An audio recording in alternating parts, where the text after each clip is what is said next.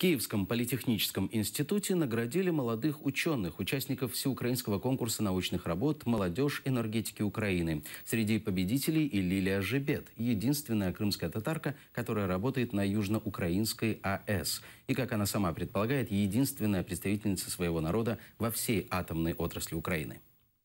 Лилия Жебет уже 14 лет работает на Южноукраинской АЭС. Начинала лаборантом, теперь следит за тем, чтобы качество работы станции соответствовало международным стандартам. Административную работу совмещает с научной, пишет статьи и публикует их в научных сборниках Украины и Польши.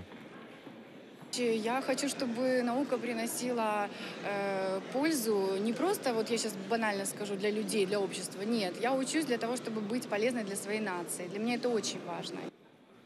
Родилась Лилия в Средней Азии. В конце 80-х ее семья, депортированная из Крыма, вернулась на родину.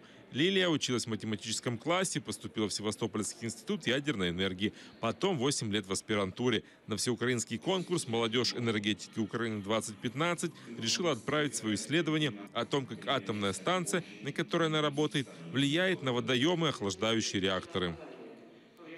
Были рассмотрены вопросы загрязнения медью, были рассмотрены вопросы нитритов, были рассмотрены вопросы, были предложены мероприятия для того, чтобы решить вопрос теплового загрязнения Ташистского водоемоохладителя.